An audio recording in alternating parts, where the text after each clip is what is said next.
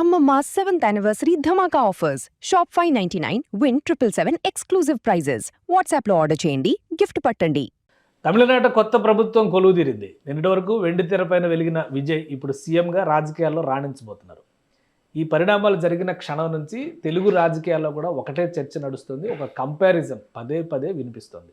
ఇది ఎంతవరకు సమంజసం, ఇక్కడ ఉన్న రాజకీయ పరిస్థితులు ఏంటి, అక్కడ ఉన్న రాజకీయ పరిస్థితులు ఏంటి, విజయ్ ప్రస్థానంలో సాధించిన విజయాలకి కారణం ఏంటి, విశ్లేషించే ప్రయత్నం చేద్దాం. మనతో పాటు సీనియర్ జర్నలిస్ట్ ప్రభు గారు ఉన్నారు. ప్రభు గారు నమస్తే. నమస్తే.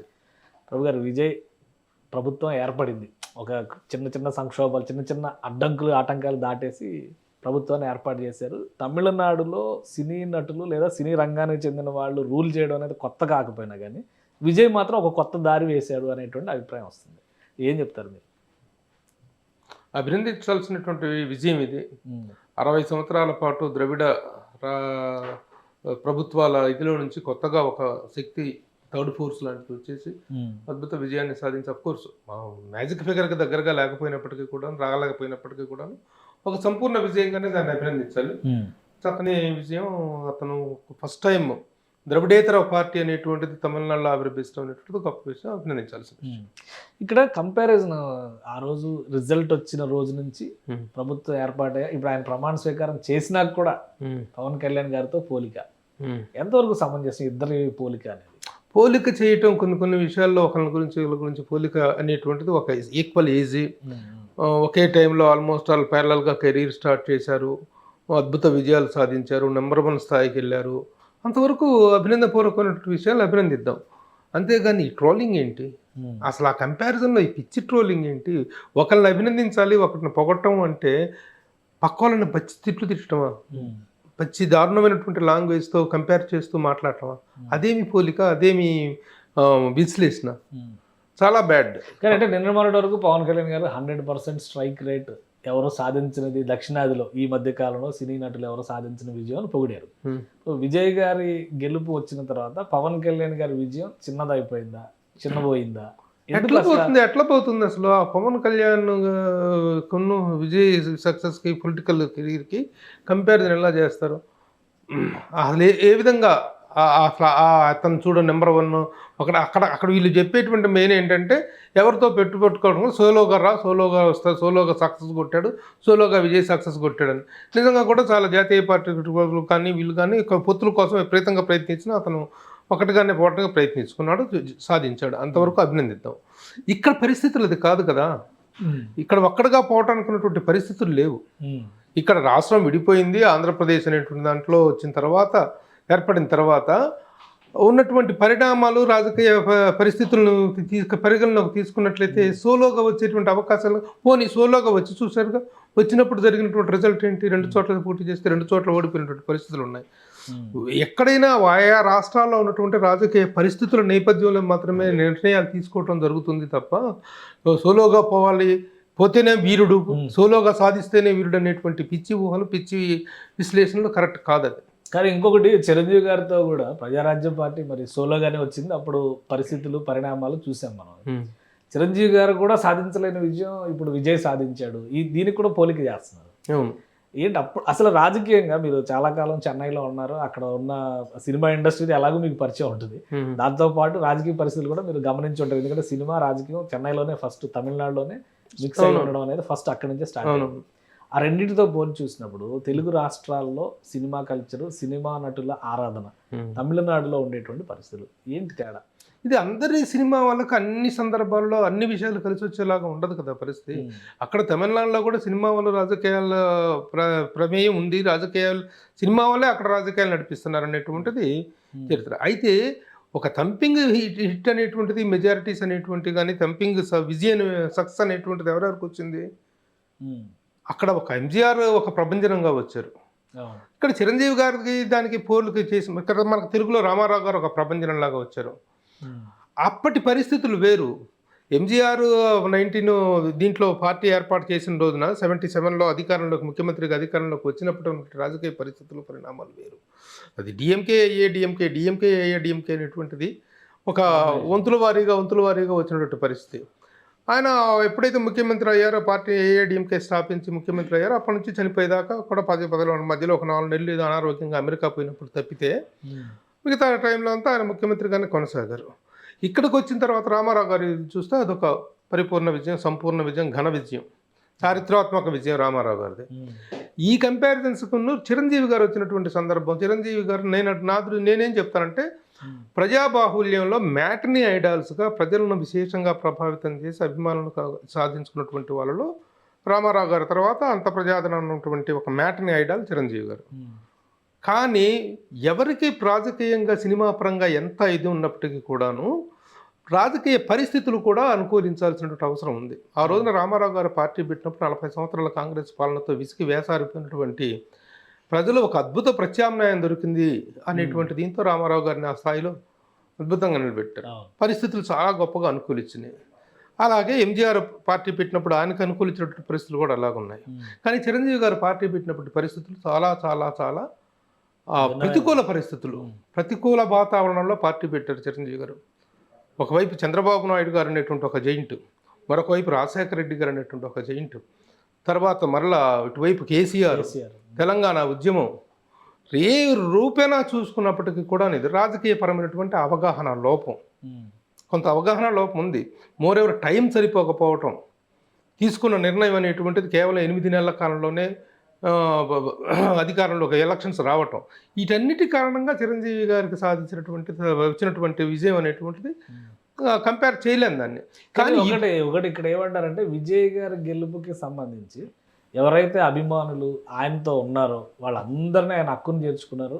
అలానే పీడిత వర్గాలు, బాధిత వర్గాలు, దళిత బహుజన వర్గాలు, వీటందరిని ఒక దగ్గర తీసుకురాగలిగారు కాబట్టి విజయ్ గెలిచారు. ఈ పనులు ప్రజారాజ్యం కానీ జనసేన పార్టీ కానీ చేయలేదు అని కంపేర్ చేస్తారు. నిజమేనా అది?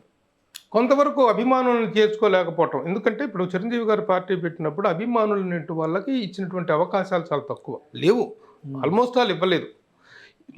ఆ సంస్థాగతంగా వ్యవస్థాగతంగా ఎంతో కాలంగా ఉన్నటువంటి పార్టీలకి జెండా మోయటానికి ఒకటి ఉంటాడు, కార్యకర్త ఉంటాడు, బ్యానర్స్ కడతానికి ఒకటి ఉంటాడు, బూత్ లెవెల్లో ప్రతి ఒక్క చోట ఒక అభిమాని అనేటువంటి కార్యకర్తగా మారుతారు. రామారావు గారికి అలా మారారు, అభిమానులు కార్యకర్తగా మారితే చాలా చోట్ల అభిమానులకు ఇచ్చారు. మనకు తెలుసు శ్రీపతి రాజేశ్వరరావు కానీ ఇంకా చాలా మంది చోట నెల్లూరులో అక్కడెక్కడ చాలా మంది అభిమానులకు ఆయన టికెట్ ఇచ్చారు. రామకృష్ణ గారి దగ్గర అందరూ అభిమానులు, అప్పటికి యూత్లో ఉన్నటువంటి అభిమానులు అందరూ కూడా సీట్లు ఇవ్వడం జరిగింది. సీట్ల ఎంపిక విషయంలో రామారావు గారు చాలా ఉదారంగా ప్రవర్తించారు.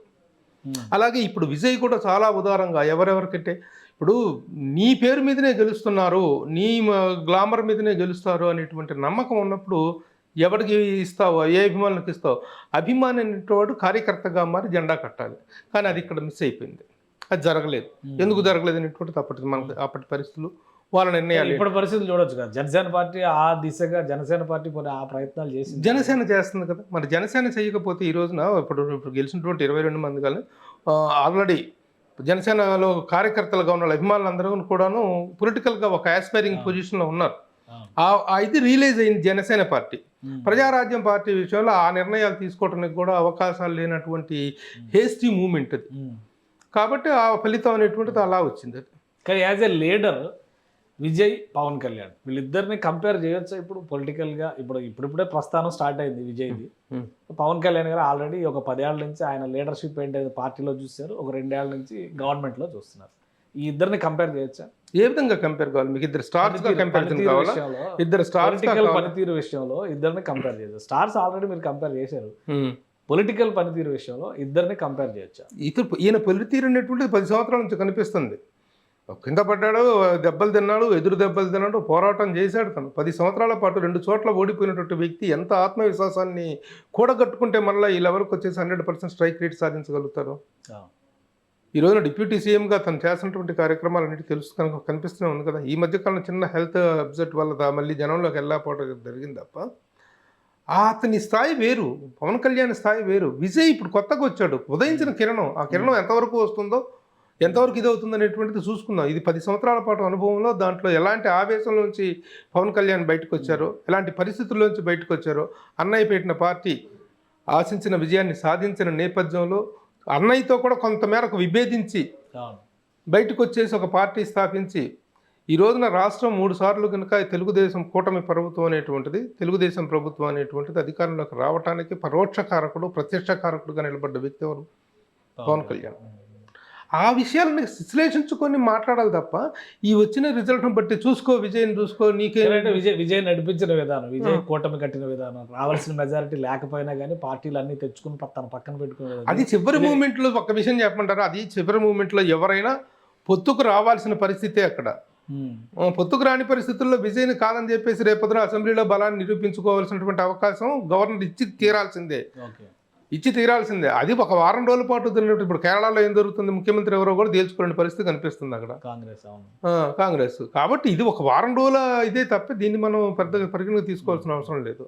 తమిళ రాజకీయాల్లో ఇప్పుడు ఇద్దరు విపక్ష నేత బహుశా ఉదయనిధి స్టాలిన్కే ఇచ్చే అవకాశం ఉంది.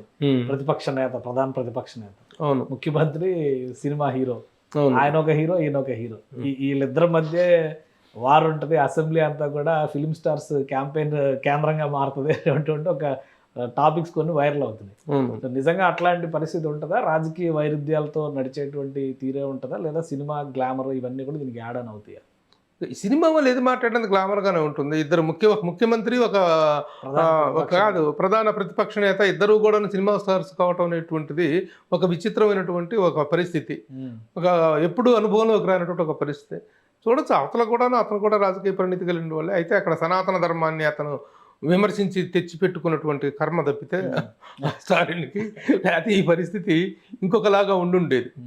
కానీ విజయ్ కూడా అదే చెప్తున్నాడు కదా, ఇండైరెక్ట్గా అన్ని మతాలు, సర్వమత సమానత్వం, సౌభ్రాతృత్వం, ఇదే కదా చెప్తున్నారు. అది ఏదేమైనా సర్వమానవ సౌభ్రాతృత్వాన్ని గారు మాట్లాడటం వేరు. సర్వమానవ సౌభ్రాతృత్వం అనేటువంటిది ఎప్పుడు ఉండేటువంటిది. అది కానీ సనాతన ధర్మాన్ని ప్రత్యేకించి అవమానించి మాట్లాడిన దాని ఒక ఫలితమే ఇప్పుడు అనుభవిస్తుంది అక్కడ. ఇంకా రంజుగా ఉంటుంది అసెంబ్లీ. కాబట్టి ఇప్పుడు ఏంటంటే నేనేం కంపారిజన్స్ చెప్పు విషయంలో పవన్ కళ్యాణ్ తోటి విజయ్ని పోల్చి చక్కగా మాట్లాడండి. ఒక సీనియర్ యాక్టర్, అతను ఒక 90s కెరీర్ స్టార్ట్ చేశాడు, 94 ఆ ప్రాంతంలో, ఈయన 96 ఆ ప్రాంతంలో కెరీర్ స్టార్ట్ చేశారు. ఇద్దరు మంచి యువకులు, మంచి ఇది ఉన్నటువంటి వాళ్ళిద్దరిలో ఎంతంటే మంచి డైలాగ్స్ బ్రహ్మాండంగా చెప్పగలరు, మాట్లాడగలరు, ప్రజారంజితంగా మాట్లాడగలరు, జనాన్ని చేయగలరు, ఆకర్షించుకునేటువంటి ఇది ఉంది, ఆ స్టార్డమ్ ఉంది, ఆ స్టార్ వాల్యూ ఉంది, ఆ పాన్ ఇండియా లుక్ ఉంది, అన్ని విధాలుగా ఒక ఇది ఉంది. ఆ పాయింట్ ఆఫ్ వ్యూలో కంపేర్ చేయండి, ఆనందపడండి. కానీ ఈ దరిద్రపు కంపారిజన్ ఏంటి? పరిస్థితులు పరిగణలోకి తీసుకోవాల్సిన అవసరం ఉంది కదా. అక్కడ రాజకీయ పరిస్థితులు అంటే ఇక్కడ రాజకీయ పరిస్థితులు. కాబట్టి విజయ దళపతికి వచ్చినటువంటి విజయాన్ని అభినందించాలి అంటే పక్క వాళ్ళని తిట్టమని కాదు.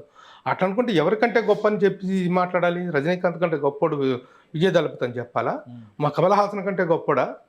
కమల్ హాసన్ కంటే అంతే కమల్ హాసన్ కాదు రాజకీయంగా భాగ్యరాజ, కార్తీక్ వీళ్ళందరూ సినిమా పార్టీలు పెట్టి సాధించలేకపోయారు, పొలిటికల్గా సాధించలేకపోయారు.